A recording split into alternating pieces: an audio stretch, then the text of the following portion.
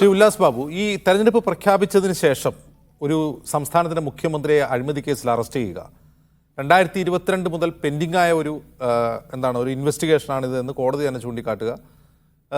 ആ അറസ്റ്റിന് ടൈമിങ്ങിനെ പറ്റി സുപ്രീം കോടതി തന്നെ ചോദ്യം ചെയ്യുക, ഇങ്ങനെയുള്ള സംഭവങ്ങളുണ്ടായി. യഥാർത്ഥത്തിൽ മോദിയും അമിത്ഷായും ചെയ്തൊരു അബദ്ധമല്ലേ കേജ്രിവാളിന്റെ അറസ്റ്റ് എന്നിപ്പോൾ തോന്നുന്നുണ്ടോ?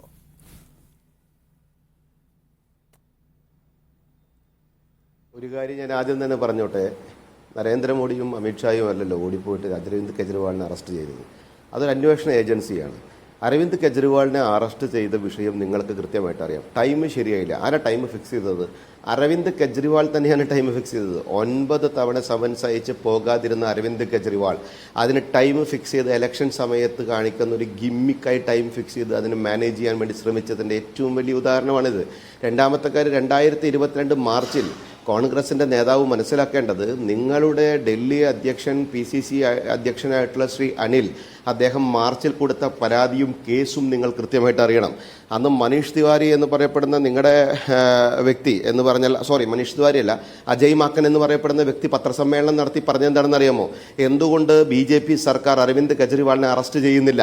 നിങ്ങൾക്ക് കാണാൻ സാധിക്കുമെങ്കിൽ നിങ്ങൾ കാണാം. ഈ ആൾ ആരാണ് നിങ്ങൾക്കറിയാമല്ലോ.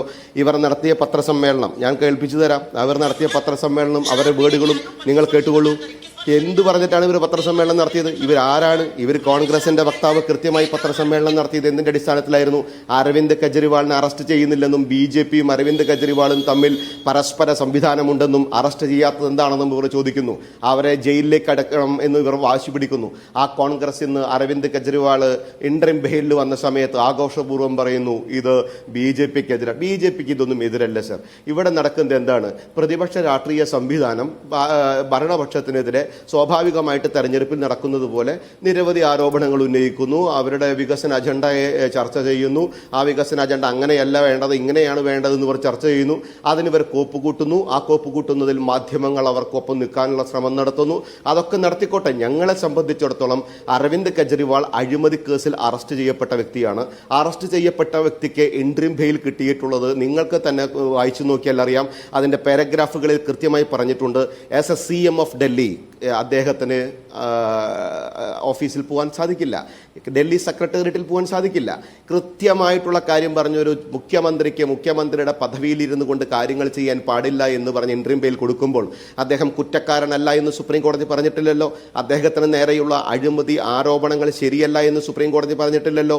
9 സമൻസുകൾ നിങ്ങൾ ചെയ്യാതെ പോകാതിരുന്നത് തെറ്റാണെന്ന് കൃത്യമായി സുപ്രീം കോടതി കണ്ടെത്തിയില്ലേ? പിന്നെ ഇദ്ദേഹത്തിന് ജൂൺ 2-ാം തീയതി തിരിച്ച് റിപ്പോർട്ട് ചെയ്യണമെന്നും കൃത്യമായി പറഞ്ഞിട്ടില്ലേ?